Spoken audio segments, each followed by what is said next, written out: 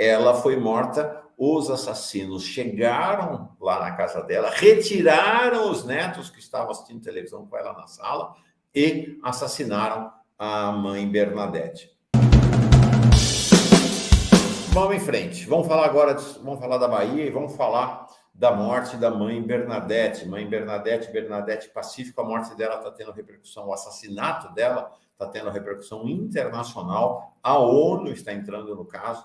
A situação realmente é terrível. O enterro dela no sábado foi um negócio assim dramático, dramático. É muito forte, sabe, Rebeca, que ela ter sido morta quase que exatamente, né? Margarida Alves foi morta durante a ditadura em 83 com um tiro, né? Foi chamada na porta da casa dela, lá em Alagoa Grande, na Paraíba, em 12 de agosto de 83. O sujeito falou: a senhora é a Margarida? Ela falou: deu vários tiros no rosto dela.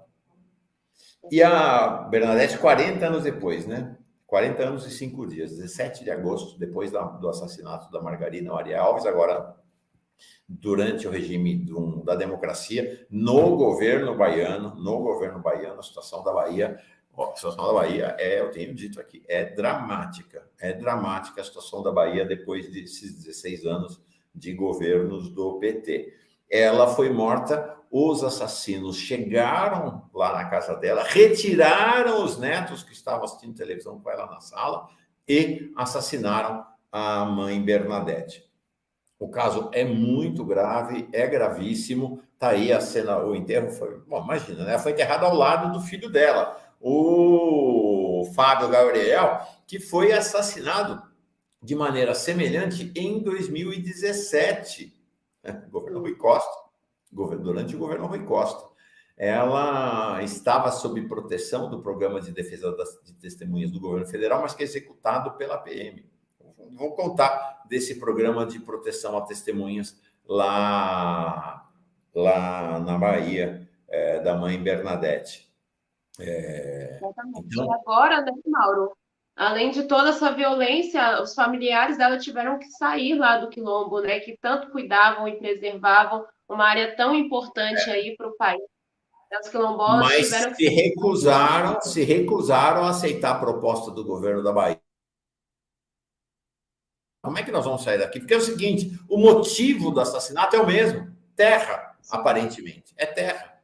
Por que a Margarida Maria Alves foi assassinada? Porque ela defendia os interesses dos trabalhadores rurais lá na Paraíba, na luta contra os fazendeiros, na luta contra os proprietários de terra. Por que filho e mãe, né, o Fábio Gabriel e a mãe Bernadette, a Lorixá Bernadette, foi morta?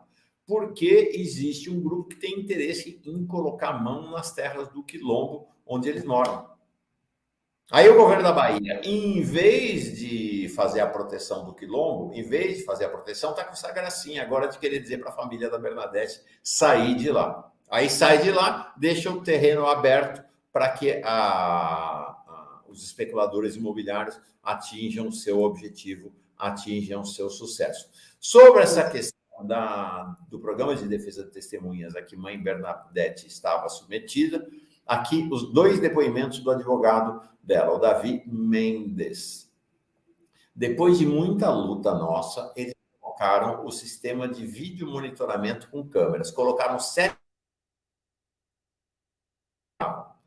Depois de 1 ano e meio dela estar submetida nesse programa, porque antes nem isso tinha. Então tinha lá o programa de proteção à testemunha. Então a polícia militar tinha que estar protegendo a mãe Bernadette, né? Tá aí o advogado. Fora isso, uma ronda da polícia militar, uma única viatura ia na sede da associação que dona Bernadette presidia, de manhã ou de tarde, averiguava, via que estava tudo bem e ia embora. Que espécie de proteção é essa?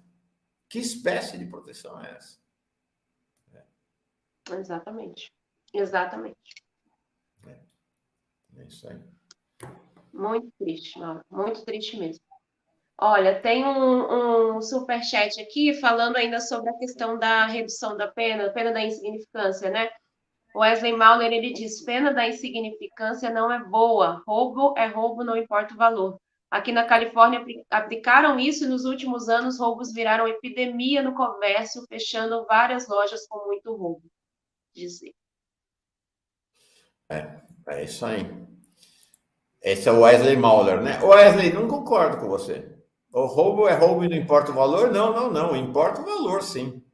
Uma coisa é aquilo, o cara roubar um macaco. Outra coisa é roubar kit robótica. Tem uma diferença crucial. Uma pessoa que está fazendo roubo de algo que tem R$100 está fazendo roubo para comer. Isso é uma diferença crucial entre um ladrão que rouba milhões de kits de robótica. Tem total diferença. As penas têm que ser diferentes. E esse princípio da insignificância não é um princípio brasileiro, inclusive. É um princípio mundial que vige em todas as democracias. Lá nos Estados Unidos a gente vê o que é um Estado semipolicial. Vai para lá, vai na Rússia, vai nesse país, é isso que a gente vive. Mas nos países democráticos, o princípio da insignificância é um princípio aceito. É um princípio aceito. Vamos continuar falando da Bahia, antes falando do Rio. Nilson perguntando, não vamos comentar sobre a Marcha para Jesus? Teve uma Marcha para Jesus no Rio de Janeiro esse fim de semana. Fracassou, hein? 40 mil pessoas. Essa marcha chegou a ter lá no Rio de Janeiro, em São Paulo chega a ter 1 milhão. Lá no Rio de Janeiro chegou a ter 300, 400 mil pessoas, só 40 mil. Foi um fracasso a Marcha para Jesus. A Marcha para Jesus. Vamos continuar falando da Bahia. Vamos. Deixa eu só ler enquanto você põe o próximo slide rapidinho. Olha, a Sandra Basoli, a proteção à testemunha não funciona. Maria Sá Xavier, por essa questão, né, a questão da terra, morreram muitos. E a Yolanda Black falando sobre essa questão da viatura policial. Tinha que ter uma viatura 24 horas. E a Eliana dizendo horrorizada com essa violência no campo e a investigação totalmente ausente. É isso aí. É isso aí. A Cris dizendo, Jesus também não compareceu. Pois é. E a Gisele falando, penas alternativas, claro. Tem que ter pena alternativa, vai deixar a gente presa porque roubou algo de R$100. É o que a gente viu outro dia, o Supremo tomando uma decisão de manter a prisão de uma mulher que roubou chocolate no supermercado. Pelo amor de Deus, gente. Pelo amor de Deus, onde está a nossa humanidade? Em que esquina a esquerda foi perdendo a sua humanidade?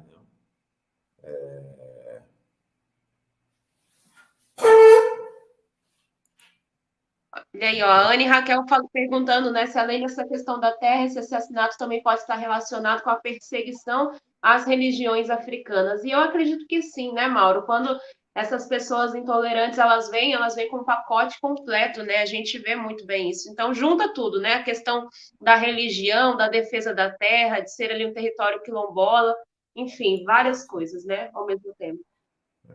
Então, a situação na Bahia é uma situação, como eu disse, dramática. Nós vamos conversar bastante sobre a situação na Bahia nos próximos dias. Eu quero dizer desde já o seguinte, porque tem baianos pró-Rui Costa que dizem, não vai ouvir. Já mandei mensagem, já mandei pedido de entrevista para Rui Costa, já mandei pedido de entrevista para o governador Jerônimo Rodrigues.